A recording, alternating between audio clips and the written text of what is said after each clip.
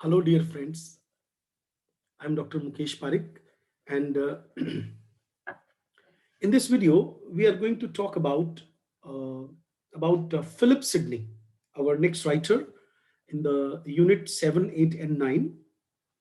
That we know that we have been doing all these three units combinedly because these three units are somehow interrelated as per literary theory, literary criticism, and cultural studies are concerned.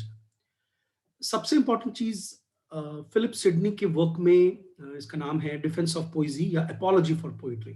सबसे पहले सभी students को ये मालूम होना चाहिए कि apiology लिखने का उस जमाने में एक फैशन था, ठीक है। और बिकॉज प्यूरिटनिज्म का जो इफेक्ट था वो पब्लिक में और कल्चर में काफी इंक्रीज हो रहा था डे बाय डे। तो प्यूरिटेनिकल जो एटीट्यूड है, they consider that entertainment should be lowest in life because Puritanism is a branch of Protestantism who considered that ultimate aim of life of a Christian is to achieve God, to get associated with God, and entertainment can move him away, from this goal, or say entertainment can put a hurdle in this goal. So these people used to consider any kind of entertainment, particularly drama, theater, something which is against the religious sanctimonious sanctities of Protestant. अब Stephen Gaussian ने school for scandal करके एक ऐसे लिखा जिसमें उन्होंने जो England में जिस तरह की पोइट्री और जिस तरह की के ड्रामास चल रहे थे उनको क्रिटिसाइज किया। तो you can understand that Stephen Gosson के स्कूल फॉर स्कैंडल ऐसे को कट करने के लिए एपोलॉजी फॉर पोइट्री लिखा फिलिप सिडनी ने। तो आप इसको ऐसे समझ सकते हो कि जैसे प्लेटो ने पोइट्स को अपने रिपब्लिक से बाहर रखने के लिए कहा और एरिस्टोटल ने कहा कि नहीं, जो पोइट्स होते हैं वो बिल्कुल सही काम करते हैं और उनका जो माइमेसिस है वो हमारा माइमेटिक ट्रूथ है। मतलब उनका जो इमिटेशन, अगर प्लेटो मना कर रहा है, Plato says that poets create a world of fantasy and then they can distort the way we look at reality. So in the same manner Aristotle ने फिर उसको कट किया कि नहीं, ये जो पोएट्स लिखते हैं वो जो एक इल्यूजरी वर्ल्ड क्रिएट करते हैं वो ही तो हमारा रियल वर्ल्ड है, वरना जो रियल वर्ल्ड हमारा है उस रियल वर्ल्ड में हम बहुत सारी चीजें ऐसे देखते हैं जो दुखी करती हैं हमें। तो अगर हम इमेजिनरी वर्ल्ड में थोड़ा सा सुकून प्राप्त कर सकते हैं तो इसका मतलब तो कभी होना चाहिए सोसाइटी में। तो उनकी जो डिबेट है वो की वही डिबेट आपको अपोलॉजी फॉर पोएट्री में नजर आएगी, ठीक है। तो अब मैं आपसे एक बार के लिए स्क्रीन शेयर करता हूं और आपको एग्जैक्ट उस टॉपिक पे ले चलता हूं जो हम लोग पढ़ने जा रहे हैं। दैट इज, आपको दिख रहा होगा जरूर, ठीक है।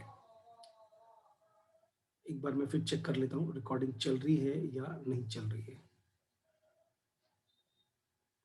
रिकॉर्डिंग चल रही है, ठीक है।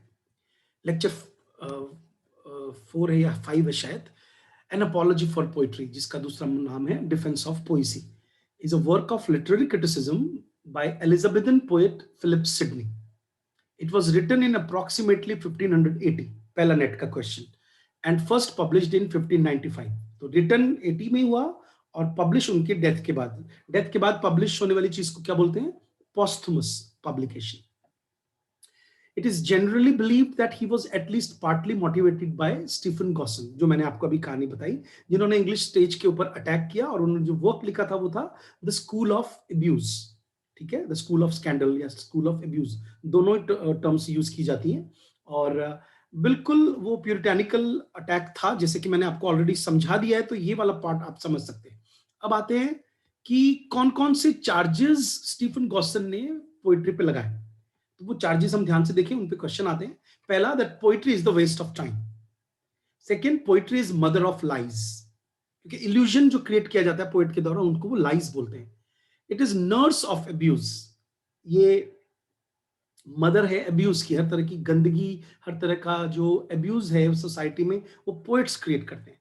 एंड फिर he also gave one testimony for his defense, and that was Plato had rightly banished the poets from his ideal world. कि प्लेटो ने जो अपना रिपब्लिक में आइडियल वर्ल्ड बनाया था, उसमें से पोइट्स को बैनिश करने के लिए कहा कि पोइट्स को मत रखो। ये चार्जेस थे, ठीक है। So against these charges Sydney ने जो है वो पोइट्री को source of knowledge and civilising force बताया, पहला पॉइंट, ठीक है। गॉसन ने अटैक किया था कि ये लोगों को करप्ट करती है और वेस्ट ऑफ टाइम है, तो सिडनी ने कहा कि नहीं, इससे हम चीजों को सीखते हैं और दूसरों को सिखाने के लिए पोइट्री काम आती है। और दुनिया में अब तक जितने भी बड़े बड़े वर्क्स हुए हैं टीचिंग के, वो पोइट्री में हुए हैं। तो कई बच्चों को ये बात अजीब लगेगी, कई स्टूडेंट्स को, कि how can work of teaching can be in poetry. So let me explain it. अगर हम कोई भी हिस्ट्री की पुरानी बुक देखें, या मान लीजिए हमारे वेद देख लें, या इस्लामिक वर्ल्ड में कुछ वर्क देख लें, तो आप देखोगे कि राइटिंग प्रोमिनेंट नहीं होने की वजह से एक जनरेशन दूसरी जनरेशन को उसको म्यूजिकली, मीट्रिकली, छंद में एक से दूसरी एज के अंदर, ताकि वो नेमेनिक टूल्स हुआ करते थे। नेमेनिक टूल का मतलब क्या होता है?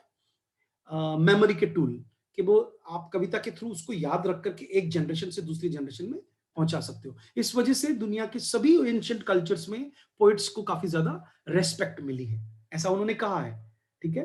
एंड द सेकंड चार्ज की Sidney answers that poet does not lie because he never affirms. ये सबसे इंपॉर्टेंट पॉइंट है।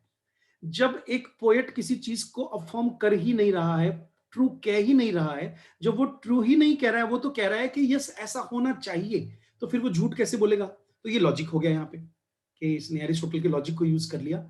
लॉजिक यानी रीजनिंग पावर, ठीक है। Poetic truth are ideal and universal. चलिए पोएटिक ट्रुथ पे बात करते हैं थोड़ी सी। पोएटिक ट्रुथ क्या है? जैसे अगर हम एक फिल्म दिखाते हैं, आप पोएटिक का मतलब समझिए पहले। पोएटिक का मतलब जरूरी नहीं only poetry. Poetic means anything which uses the mode of imagination. Okay. And through imagination, we create a world, we create an image, and that is created because somehow the world of reality for that painter, for that poet, for that novelist is problem वर्दी। Okay, तो वो जो नया चीज create कर रहा है उसमें उसको सोले सुकून मिल रहा है, तो इसका मतलब है कि उसका ट्रुथ है वो पोइटिक जो वर्ल्ड उसने क्रिएट किया है। और वो उस आइडियल वर्ल्ड के अंदर हम सब सपने लेते हैं, है ना। हम सपनों में क्यों चले जाते हैं? इसका मतलब है कि रियल लाइफ जो हमें टॉर्चर करती है, तो सपने हमें सुकून देते हैं। तो कविता, इमेज, ये जो soft and subtle and abstract entities हैं लिटरेचर की, ये हमारा एक ट्रूथ है। एंड और ये यूनिवर्सल है, क्योंकि ये दुनिया में हर जगह पाया जाता है। इसीलिए पोइट्री मदर ऑफ लाइज नहीं है। Sydney rejects that poetry is the source of abuses. उन्होंने इस चार्ज को भी खारिज कर दिया। उन्होंने कहा कि to him it is people who abuse poetry, not the vice versa. Poetry लोगों को अब्यूज नहीं करती, लोग पोइट्री को अब्यूज करते हैं। Abuses are more nursed by philosophy and history than by poetry. आपको एक बात का हमेशा ध्यान रखना है, जब भी हम लोग फिलिप सिडनी समझते हैं, तो we always consider Aristotle and Plato in between. You know that Aristotle in Poetics, his famous work, has already said that the most important part of literature is poetry, not the history and epic. क्योंकि ये जो philosophy है, history है, इसमें चीजों को factual चीजों को दिया जाता है, ओके, या फैक्चुअल चीजों को रीजनिंग के थ्रू स्टडी किया जाता है फिलॉसफी में, ठीक है। अगर हम कोई एपिक ले लें या हिस्ट्री ले लें, तो या तो डिस्क्राइब की जा रही है battles, bloodshed, violence. On the contrary, poetry helps to maintain morality and peace by avoiding such violence. इसका मतलब पोएट्री तो अच्छी हुई ना, पोएट्री अच्छी हुई क्योंकि वो ब्लडशेड के नुकसान बताती है। अब मान लीजिए आप कहोगे कि मैकबेथ हमने पढ़ा, उसमें ब्लड शेड है, तो आप ये नहीं कह सकते कि शेक्सपियर ये कहने की कोशिश कर रहा है कि आप मैकबेथ बन जाओ। उसने मैकबेथ का जो नेगेटिव हाल दिखाया है लास्ट में, इससे पता चलता है कि वो ये साफ साफ कह रहा है कि प्रोफेसी पे मत जाओ, हॉरोस्कोप की रीडिंग पे मत जाओ, आप एक फैंटेसी वर्ल्ड में मत जाओ, ज्यादा एम्बिशियस मत बनो। अगर बनोगे तो आपका ये हाल होगा। लेकिन जिस तरह से शेक्सपियर ने उसको एक एंटी हीरो की तरह प्रेजेंट किया है, लोग केवल उस कॉन्सेप्ट को देखते रह जाते हैं, ठीक है। इसका मतलब है कि ये these kind of depictions ultimately show that morality, patience, virtues and a simple living are more important. Sidney views that Plato in his Republic wanted to banish the abuse of poetry, not the poets. ये बहुत ही controversial question है, और इससे net में ही question भी आया था कि एक्चुअल में प्लेटो ने वाकई कहा था क्या कि रिपब्लिक में जो पोइट्स हैं उनको बैनिश कर दो? तो ये बात सच है, उसने ऐसा बिल्कुल नहीं कहा है, ये एक गलत फहमी फैल गई है चारों तरफ। आप पोइटिकलिटी में मत जियो, आप इमेजिनरी वर्ल्ड में मत जियो, ठीक है? आप उसके अब्यूज को खत्म करो पोइट्री के। He himself was not free from poeticality, क्योंकि मैंने आपको किसी पिछले लेक्चर में बताया था कि एरिस्टोटल और प्लेटो को हम देखेंगे तो प्लेटो ज्यादा पोइटिक हैं, जबकि वो कॉन्ट्राडिक्टरी बात कर रहे हैं कि पोइट्स को बैनिश कर दो अपनी रिपब्लिक से, ठीक है? उनकी जो डायलॉग्स है वो बहुत पोइटिक तरीके से लिखे गए हैं, क्योंकि आपको मालूम है कि एक डायलॉजिक मेथड यूज किया है प्लेटो ने अपनी बात को कहने के लिए। Plato never says that all poets should be banished, he called for banishing only those poets who are inferior and unable to instruct the children. तो अब यहाँ पे पोइट्री का भी कॉन्सेप्ट होना चाहिए कि पोइट्री जो है वो प्रोफेटिक विजन लिए हुए होती है, गॉड से कनेक्टेड जो पोइट्स हैं उनको तो समाज में रहने का अधिकार है, और जो इंफीरियर पोइट्री करते हैं और लोगों को इंस्पायर नहीं कर सकते उनको निकाल दो। For Sidney art is imitation of nature, but it is not slavish imitation. Slavish imitation क्या होता है कि if you are drawing a painting of a tree, then you simply draw whatever you have seen. Then what is art? Why we would like to see that tree you have painted as a painter? Instead of that, we would look at the real painting, real tree. It means there must be something, either the color, green color in the tree of your painting must be quite attractive. It is quite in shape, which the original tree must not be. This shows that slavish imitation नहीं करना, you have to put your imagination in your work, okay? And क्योंकि nature के बारे में ऐसा कहा जाता है कि nature is always dull, incomplete and ugly. It is artist who turns dull nature into golden color. He employs his creativity, his creative faculty, imagination and style of presentation to decorate the raw material of nature. ये आपको समझ में आ रहा होगा। For Sidney, art is a speaking picture having spatio-temporal dimension. What is the meaning of spatio-temporal? Spatio मतलब space, temporal का मतलब time. मतलब कि पिक्चर में स्पेस और टाइम का डायमेंशन कभी अपने आर्ट के थ्रू डाले। यानी कि माँ, suppose I am not talking about painter and I start talking about an artist, then that artist should through his, मेरे पास एक एग्जांपल है बच्चों। जब हम लोग महेश दत्तानी का तारा प्ले पढ़ते हैं तो तारा में एक रियलिस्ट प्ले दिखाया है, हालांकि उसको एक्सप्रेशनिस्टिक स्टाइल में दिखाया सिंबॉलिकली, लेकिन उसमें जो सियामीज ट्विंस दिखाए हैं राइटर ने, वो सियामीज ट्विंस एक्चुअल में नेचर पैदा नहीं करती है, लेकिन अगर हम थोड़ा सा ध्यान देंगे ना तो हमें ये आर्ट नजर नहीं आएगा। Art lies in concealing art, ये भी सेंटेंस आपने कहीं सुना होगा। एक्चुअल आर्ट इज कि आर्ट लगे ही नहीं कि एक आदमी एक्टिंग कर रहा है, लेकिन वो लगे ही नहीं कि एक्टिंग कर रहा है, तभी तो वो अच्छा आर्टिस्ट होगा। इसका मतलब है कि नेचर में सब कुछ नहीं है। नेचर एक रॉ चीज है, नेचर डल है, नेचर इनकम्प्लीट है, नेचर अगली है। आप उसको सुंदर बनाओ आपके हुनर से, आपके आर्ट से, और ये काम करता है पोइट यानी painter, artist and all. For Aristotle human action is more important, but for Sydney nature is important, ठीक है? Artists are to create arts considering the level of readers. The only purpose of art is to teach and delight. आपको Horace याद आएगा, क्योंकि Horace ने भी same चीज कही है कि पर्पस क्या है आर्ट का, कि वो डिलाइट करे और साथ में टीच भी करे, आनंद भी आए। जैसे मान लीजिए मैं पढ़ा रहा हूँ, मैं जोक करता रहूँ, ऑनलाइन क्लासेस में थोड़ा पॉसिबल कम होता है, और ऑफलाइन क्लास में ऐसा होता है जैसे टीचर पढ़ा रहे हैं, जोक भी कर रहे हैं, लेकिन समझ में भी आ रहा है स्टूडेंट को, तो हमको लगता है कि हाँ बड़ी अच्छी क्लास हुई। तो Sydney favours poetic justice that is possible in poets world. अच्छा, पोएटिक जस्टिस से भी आपको एक मुझे बात याद दिलानी है। एक कॉन्सेप्ट होता है पोएटिक जस्टिस के, रियल लाइफ में हम देखते हैं कि गुंडे आगे बढ़ते चले जाते हैं, उनको कुछ गलत नहीं होता, उनके बच्चे भी बड़े सुधरे हुए निकलते हैं, पूरी जिंदगी आराम से जीते हैं, लास्ट में पूरी उम्र भोग करके वो मरते हैं। तो कई बार we tend to think like, अरे यार हम बड़े वर्चुअस थे, हमें तो मतलब लोग गालियां ही बकते रहते हैं, हम बहुत हमने लोगों के लिए किया। इसका मतलब है कि इस रियल लाइफ में, जो कि एक नेचुरल लाइफ है, ये उतना पोएटिक इसमें जस्टिस नहीं मिलता हमें। लेकिन जब हम एक कहानी देखते हैं कि भाई गलत के साथ गलत होते दिखा दिया, अच्छे के साथ अच्छा होता रिवॉर्ड करते हुए दिखा दिया, इसका मतलब है कि पोएट जो है इस वर्ल्ड को रहने लायक बनाता है, उम्मीद लायक बनाता है। कम से कम पिक्चर देख के, नॉवल पढ़ के हमें लगता है कि कोई नहीं, आज नहीं कल मेरे साथ कुछ अच्छा होगा। ठीक है, विकेट लोगों को पनिश होते हुए हम रियल लाइफ में तो नहीं देखते ना। इसका मतलब है पोइट्री पोइटिक जस्टिस दिखाती है और रियल लाइफ उतना खराब है, और पोइट्री में हमारे को सुकून मिल सकता है। इसीलिए वो बार बार स्टीफन गॉसन की ये बात कि पोइट्री मदर ऑफ लाइज है, पोइट्री अब्यूज करती है, ये सारे जो आर्ग्यूमेंट्स है उसके, उनको वो अपने तरीके से जवाब दे रहा है। Plato's philosophy on virtue is worthless at the battlefield. आपको मैंने प्लेटो और एरिस्टोटल का जो कंपैरिजन किया था उसमें समझाया था कि वो वर्च्यूज को काफी फॉलो करते हैं प्लेटो, है ना। और राफेल की जो पेंटिंग है स्कूल ऑफ एथिक्स, उसमें उनका हाथ के ऊपर है, मतलब वर्चुअस की तरफ इशारा किया है।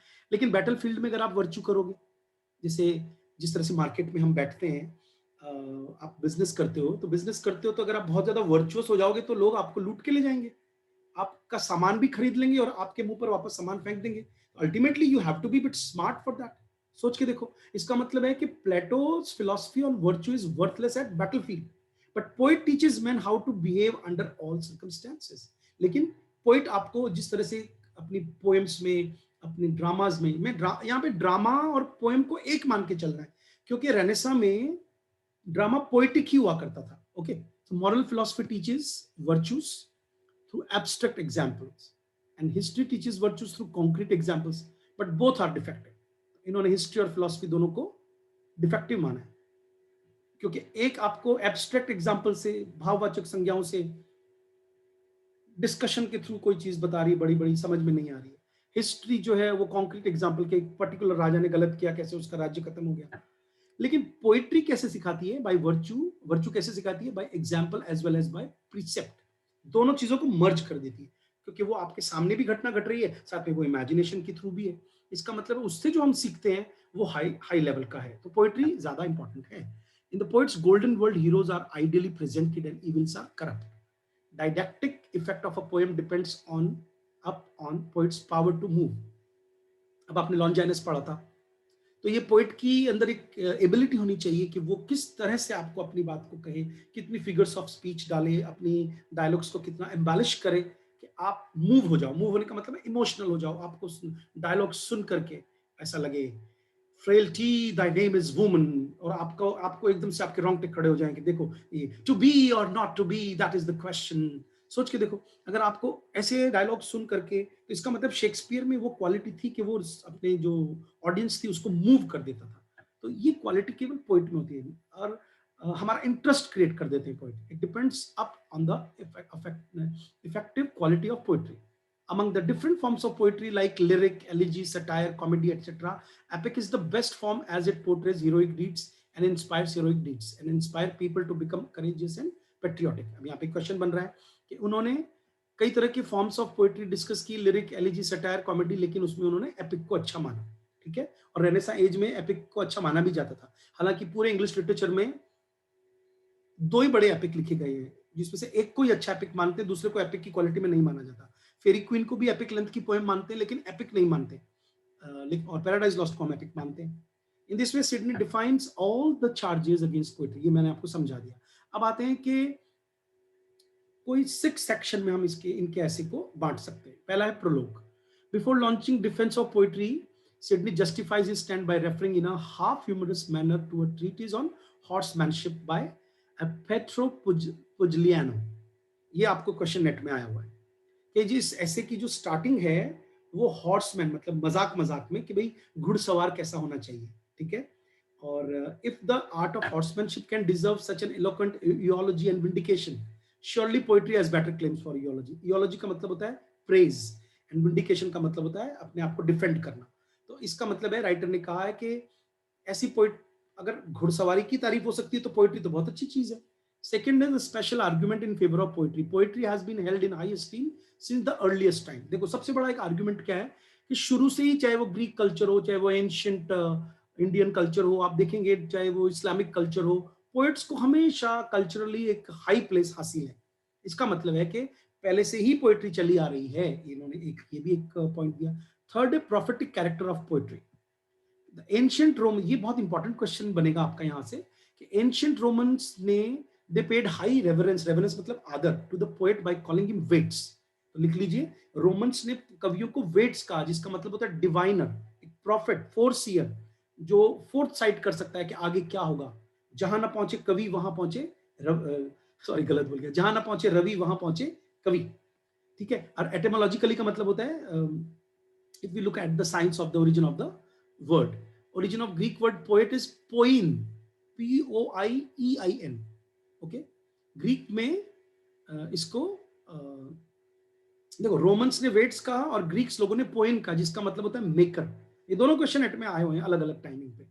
ग्रीक लोगों के लिए पोएट का मतलब है मेकर, जो गॉड की तरह चीजों को क्रिएट करे। और रोमन, जो उसके बाद जो सिविलाइजेशन, ग्रीक सिविलाइजेशन जब डिटीरियोरेट हुई तो रोमन सिविलाइजेशन बन गई। और रोमन लोगों ने कवि को कहा डिवाइनर है, वो प्रॉफिट है, वो चीजों को देख सकता है जो आम आदमी के बस में नहीं है, ठीक है। इसका मतलब पोएट्री में क्या है बताओ, डिविनिटी छुपी हुई है। फिर है चौथा part, the nature and function of poetry. Poetry is an art of imitation. आप इमिटेट करते हो पोएट के अंदर, ओके, और उससे आप क्या करते हो, डिलाइट और टीचिंग लेके आते हो उसके अंदर, ठीक है। आप केवल उसको कॉपी नहीं कर रहे हो किसी चीज को, आप लोगों को आनंदित कर रहे हो। इट मीन्स रिप्रेजेंटेशन, रिप्रेजेंटिंग और ट्रांसम्यूटिंग। ट्रांसम्यूटिंग का मतलब होता है शेप को बदल देना, of the real and actual, and sometimes creating something entirely new. मैंने आपको तारा का एग्जांपल दिया है ना। आप जो रियल, जैसे Shakespeare you know had in his life a woman, she was a nurse of some aristocratic household, and then he created the same nurse in Romeo and Juliet, जो जूलियट की governance का काम करती है। Very talkative and very memorable figure he has created, you know. तो लेकिन इसका मतलब है कि एक्चुअल में वो औरत ऐसी नहीं रही होगी, लेकिन राइटर ने उसके अंदर थोड़ा और इमेजिनेशन डाल के एक नई कैरेक्टर क्रिएट कर दी, ठीक है। और हमारे को उसने हमारी विगर को अपने इन्वेंशन के साथ में, इन्वेंटिव जो उसकी क्रिएटिविटी है, हमारे इमोशंस को उन्होंने अपलिफ्ट कर दिया, ठीक है। फिर उसके बाद में commenting on the creative powers of poet, Sidney further states, मैं कोटेशन को पढ़ रहा हूं, ध्यान से सुनिए। Nature never set forth the earth in so rich tapestry. Tapestry का मतलब होता है decoration, as diverse poets have done, neither with pleasant rivers, fruitful trees, sweet smelling flowers, nor whatsoever else may make the too much loved earth more lovely. Her world is brazen, the poet only delivered a golden word. The three kinds of poetry. अब ये बहुत important question है। उन्होंने religious poetry की बात की है, imaginative treatment वाली पोइट्री की बात की है, फिलोसॉफिकल पोइट्री की बात की है, और यहाँ पे मैंने फिर से लिख दिया है कि उन्होंने, रोमन लोगों ने वेट्स कहा, और जो ग्रीक लोग थे उन्होंने उसको मेकर कहा। Various sub division of the third kind of poetry. Poetry जो प्रॉपर में, जो रियल पोइट्री है, में फर्दर भी डिवाइडेड इनटू वेरियस स्पीशीज, जैसे हीरोइक पोइट्री है, लिरिकल पोइट्री है, ट्रेजिक पोइट्री है, कॉमिक पोइट्री है, सटायरिक है, आयम्बिक पोइट्री है, एलिजियक पोइट्री है, पेस्टोरल है। तो poets generally make use of words to apparel, का मतलब है उसको ढकना, कपड़े पहनाना, their poetical inventions. But verse is an ornament and no cost to poetry, since there have been many most excellent poets that never versified and now swam many versified. Swam का मतलब है अब ऐसे ऐसे कवि हो गए जो मधुमक्खियों में के छत्ते की तरह लोग कवि बनते जा रहे हैं। That need never answer to the name of poets. Writer ये कहना चाह रहा है कि कवि जरूरी नहीं है कि केवल लिखने वाला कवि कवि बन जाए, कवि में ये क्वालिटीज होनी चाहिए जो हमने अभी डिस्कस की। फिर होता है कि हम ऑलरेडी डिस्कस कर चुके हैं, फिलोसफी एंड हिस्ट्री से पोइट्री जो है वो ज्यादा राइटर ने उसको स्पेशल माना है, उसका मैं आपको ऑलरेडी रीजन बता चुका हूँ। वेरियस स्पीशीज ऑफ पोइट्री, अब वो भी हम बात कर चुके हैं कि कई सटायरिक पोइट्री होती है, एलिजियक होती है, एपिक पोइट्री होती है, लिरिकल पोइट्री होती है, ये सब डिस्कस हो चुका है ऑलरेडी। 9th पॉइंट में आते हैं, main objections brought against poetry bye it's enemies. तो हम आपको बता चुके हैं कि जो स्टीफन गॉसन के एक्यूजेशंस हैं वो राइटर डिस्कस कर रहे हैं। लास्ट में 4 चीफ ऑब्जेक्शंस टू पोइट्री, जो मैं आपको ऑलरेडी डिस्कस कर चुका हूँ शुरू में। फिर राइटर ने क्या क्या रिप्लाईज दिए वो भी मैं आपको समझा चुका हूँ, ठीक है। उसके बाद में राइटर डिस्कस कर रहा है हमसे, यहाँ पे मैं आपको 1-2 क्वेश्चंस की ओर ले जाना चाहता हूँ कि इस वर्क में अगर आपको ये क्वेश्चन आए कि प्लेटो की बात करते हुए उसके कौन से वर्क का रेफरेंस राइटर ने दिया है, तो आप बुक का नाम लिख लीजिए एऑन, ION, ठीक है, कि इस राइटर ने प्लेटो का जिक्र करते हुए एऑन का रेफरेंस दिया। फिर है why is poetry not honoured in England as it is elsewhere. ये क्वेश्चन जब वो खुद से पूछते हैं तो आंसर मिलता है, he thinks that it is so because poetry has come to be represented by base men with servile wits। ये लाइन आपको याद रखनी है, घटिया लोग और जिनकी जो विट है, इन्वेंटिवनेस है उनकी जो माइंड में, वो घटिया है। और to men who however studious, भले पढ़े लिखे हों, आर नॉट बॉर्न पोइट्स। इसका मतलब है इंस्पायर्ड पोइट्स नहीं है इंग्लैंड में, इसीलिए पोइट्री इंग्लैंड की उतनी अच्छी नहीं है जितनी फ्रांस की है या दूसरे कंट्रीज की। He says that a poet no industry can make if his own genius be not carried unto it। मुझे यहाँ पे जॉन कीट्स याद आ रहे हैं बच्चों, मैं चाहता हूं आपको जॉन कीट्स के बारे में बताऊं। John Keats has said that don't write a poem, a poem is not a poem if it does not comes like leaves on a tree or leaves on a plant। Naturally जैसे एक पेड़ पे पत्ते आते हैं, ऐसे अगर ideas आपके नहीं आ रहे हैं तो इसका मतलब है कि आप पोएट नहीं हो। Another cause is the want of serious cultivation of the poetic art. और फिर वो कहते हैं कि इंग्लैंड में बहुत सीरियस तरीके से पोएटिक आर्ट को नहीं लिया जाता। इसको मैं आपको समझा देता हूँ। मैं जब इंडियन इंग्लिश लिटरेचर, कभी कभी जब डिटेल्ड लेक्चर हमारे क्लासेस में चलते हैं तो हम बच्चों को ये समझाते हैं कि चाहे वो निस्सिम एस्कील हो, कमला दास हो, वो फॉरेन कंट्रीज में फेमस क्यों नहीं है, because English is not our mother tongue. तो हम लोग क्या करते हैं, केवल आइडियाज और वोकैबुलरी से पोइट्री लिखते हैं। हम उनकी तरह आयम्बिक पेंटामीटर में, आपने कभी नोटिस किया होगा कि उनकी पोइट्री में और हमारी पोइट्री में एक डिफरेंस है। और वो डिफरेंस क्या है कि हमारी यहाँ पोइट्री फ्री वर्स में लिखी गई है, क्योंकि हमारे यहाँ पे मीटर को नहीं चेक किया जाएगा, क्योंकि we don't speak the way, even our accent, our rising falling tones are not equivalent to the the tones of the English people। ठीक है, तो इसका मतलब है। और फिर बाद में उन्होंने 3 थिंग्स के बारे में बात की है, necessary for producing good poetry, art, imitation and exercise. ये भी क्वेश्चन आएगा आपको। आपके अंदर आर्ट होना चाहिए, आपको अच्छा माइमेसिस की नॉलेज होनी चाहिए कि इमिटेट कैसे करते हैं, और फिर आपके पास हार्ड वर्क होना चाहिए जिससे आप एक्सरसाइज कर सको, उसको आगे लिख सको। ठीक है, फिर उसके बाद में यहाँ पे एक क्वेश्चन बन रहा है कि उन्होंने चौसर के बारे में, उसकी ट्रॉयलस एंड क्रेसिड जो है, देखिए Sidney says that few good poems have been produced in England since Chaucer. Chaucer did marvellously. तो क्वेश्चन पूछेंगे कि चौसर की कौन सी पोएम को उन्होंने अच्छा कहा, तो वो थी ट्रॉयलस एंड क्रेसिड। और कौन सी 2 पोएम्स का उन्होंने रेफरेंस लिया, एक तो स्पेंसर की द शेपर्ड्स कैलेंडर और एक द मिरर ऑफ मैजिस्ट्रेट। ये क्वेश्चन नेट में आया हुआ है। ठीक है, साथ में वो जो अर्ल ऑफ सरे के लिरिक्स हैं उनकी भी तारीफ करते हैं। थॉमस वायट एंड सरे का नाम सुना होगा, those 2 important figures who introduced sonnet into England. ठीक है, they make use of artificial diction and swelling phrases. बाकी लोगों को उन्होंने जो हमारे इंग्लिश लिटरेचर में जो लव लिरिक्स हैं, सोनेट्स जो हैं, उन्होंने उसको कहा कि इनमें फायर नहीं है, पैशन नहीं है, जो दांते में थी या पेट्रार्क में थी, जहां से वो यहाँ लेके आए। इसीलिए इंग्लिश सोनेट्स को दुनिया में उतना मुकाम हासिल नहीं है। तो ये ट्रॉयलस एंड क्रेसिड याद रखिए, द शेपर्ड्स कैलेंडर याद रखिए, और मिरर ऑफ मैजिस्ट्रेट याद रखिए। ठीक है, फिर कंडीशन ऑफ ड्रामा के अंदर वो बात करते हैं कि the state of drama is also degraded, कि ड्रामा भी इंग्लैंड में अच्छा नहीं है। The only redeeming tragedy is Gorboduc, which itself is a faulty work. The tragedy should be tied to the laws of poetry and not of history. A dramatist should have liberty to frame the history to his own tragical convenience. Again, many things should be told which cannot be shown on the stage. अब यहाँ पे गॉर्बोडॉक की बात क्यों चल रही है? Because you all know that Aristotle has said that you should create pity and fear, okay? But you should not create high sort of fear. Violence मत दिखाइए आप स्टेज पे, लेकिन गॉर्बोडॉक में क्या किया, बहुत ज्यादा वायलेंस दिखा दी। इसका मतलब है कि राइटर कह रहा है कि इंग्लिश लिटरेचर के या उस समय के जो कॉमेडी राइटर्स और ट्रेजेडी राइटर्स हैं, वो they are not abiding themselves with the rules Aristotle gave in poetics. It means he's a classical critic, okay, and he wants that the dramatists of England should be less romantic and more classical. ठीक है, और उसके बाद में advantage of the English language. The English language has some definite advantage. It is appreciable for its adaptability to ancient and modern systems of versification. यहाँ पर आकर के वो तारीफ करते हैं कि इंग्लिश लैंग्वेज में वो सारी पॉसिबिलिटीज है कि उसको हम बहुत सुंदर तरीके से क्वांटिटेटिव राइम्ड और अनराइम्ड म्यूजिक में ढाल सकते हैं। तो क्योंकि इंग्लिश लैंग्वेज में वो ब्यूटी है, क्योंकि वो कहीं ना कहीं ग्रीक से निकल के या रोमन लैंग्वेजेस से निकल करके अफेक्ट होते हुए आई है। तो मॉडर्न लैंग्वेज में, इंग्लिश में उन्होंने सारी संभावनाएं तलाशी हैं। बट जैसे कि मैंने आपसे कहा कि आर्ट, इमिटेशन एंड प्रैक्टिस की जरूरत है, एक्सरसाइज की जरूरत है। अगर पोइट नहीं करेंगे तो इंग्लिश लैंग्वेज के जो वर्क्स हैं वो आगे नहीं बढ़ेंगे। Poetry is full of virtue breeding डिलाइटफुलनेस।